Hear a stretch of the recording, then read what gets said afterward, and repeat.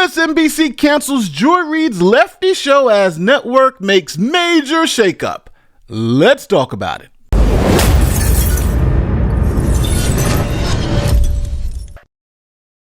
MSNBC's liberal mainstay Joy Reid show has been canceled as part of a major overhaul by the network's new president, Rebecca Cutler, report says. Now, the reason why this is shocking is because Joy Reid had a lot of cover, and people thought it would be almost impossible for her to be fired because she's on a liberal network, she's a black woman, and if they fire her, she would pull the race card. Here is the Daily Caller calling it out. Joy Reid has built a foolproof career insurance plan. She has MSNBC so terrified that they can't fire her because she's just going to call them racist too. She calls everybody racist, and that's her game and that's her scam. And the MSNBC management are cowards for letting her do this, but that's what they chose to do. When people had the double hashtags around their names because they were Jewish, and right-wingers were saying, get in the oven anytime you made any benign comment on Twitter. They attacked women. The misogyny was crazy on Twitter for a while. Elon Musk, I guess he misses the old South Africa in the 80s. He wants that back. Okay, let's face it. The world is paying attention because this is happening in Europe. If this was happening anywhere else, would we see the same outpouring of support and compassion? But we don't need to ask ourselves if the international response would be the same if Russia unleashed their horror on a country that wasn't white and largely Christian. If you've been watching the news for the past few days or on Twitter or TikTok, you're probably familiar with the name Gabby Petito. Why not the same media attention when people of color go missing? Well, the answer actually has a name. Missing white woman syndrome, to describe the media and public fascination with missing white women like Lacey Peterson or Natalie Holloway, while ignoring cases involving missing people of color. That the coronavirus, or that the virus, was a very has low was not importance to many of the voters there. It was education, which is code for white parents don't like the idea of teaching about race. That white men had a particular kind of freedom and a particular kind of citizenship that only they have. That gives, from the slave catchers on, the right to inflict violence in the name of protecting property. That's like the foundational creation of the United States. You gotta love the Tim Scott standing there to provide the patina of diversity over that round of words, that basket full of words. If somehow they manage to stumble into the Supreme Court, do any of you guys trust Uncle Clarence and Amy Coney Barrett and those guys to actually follow the letter of the law? No. And who are these special citizens? Why, they're white so-called Christian conservatives who feel like this country was built by them for them. And so everyone but them needs to suck it up and let them have their way, or else. Kyle Rittenhouse trial. It reminded a lot of people of something, I just can't remember what it was. Oh,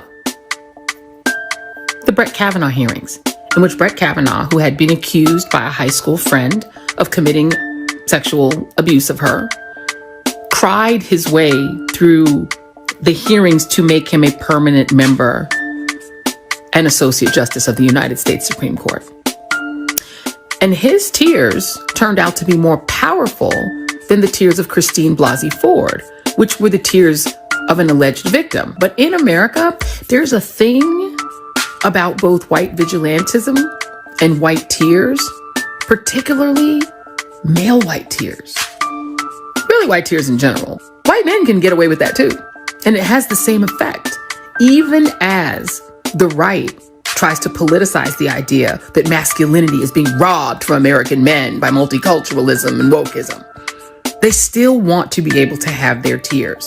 Now, just to be absolutely clear, Joy Reid only sees race. She doesn't see people for who they are. She sees you for what you are. If you're black, you happen to be more favorable. And if you're a white male, you happen to be the dirt of the earth. That essentially is her message every night on MSNBC. Now, 3 months ago, Megyn Kelly predicted that Joy Reid would be fired. So Megyn Kelly, the host of the popular Megyn Kelly Show podcast on SiriusXM, predicted on Monday that MSNBC will eventually fire Joy Reid, who is a anchor of a nightly news show on the cable channel. Kelly said on her Monday show that Joy Reid wanted, quote unquote, a race riot, and that she actually does want some sort of rioting in the streets, some sort of a race revolt. The controversial comments that Reid made last week included a call to white progressive women not to invite Black women to protest marches against Trump. Apparently, there's a feeling of betrayal given that a majority of white women voted for Trump. Reid also made another controversial comment on her MSNBC broadcast, saying that, in effect, Trump will deport quote unquote brown people, even if they're in the country legally. She predicted that Trump would initiate a process of denaturalization, which would essentially strip citizenship from Latinos and Hispanics, even those who are in the country legally. Kelly hit out at MSNBC. She accused the cable network of allowing Joy Reid to quote unquote spew this racist hate on their channel. And Kelly also added that it's a TikTok situation until her ass is fired. So as the New York Post reports, the final episode of Reid's show, The ReidOut, will air sometime this week, ending the mainstay NBC's lineup for the past 5 years, according to the Times. Now, the reason why this is happening is because the ratings have been tanking like crazy. Now, in December, Nielsen Media Research revealed that Reid had lost almost half her viewers since the election of Donald Trump, with MSNBC seeing a whopping 53% drop in primetime viewership following the November 5th result, before rebounding somewhat in the 4 weeks following the presidential inauguration. According to Nielsen ratings, MSNBC had a big election night, bringing in 6 million viewers. But the days following the election, MSNBC's viewership tanked to less than 1 million. The network losing more than half of its audience compared to its average viewership in October leading up to the election. Friday also marked the network's lowest rated non-holiday night of the year. Now, MSNBC is just like any other news organization. They're about making money. And if having a race-baiting Joy Reid on the network doesn't make money, it doesn't make any sense.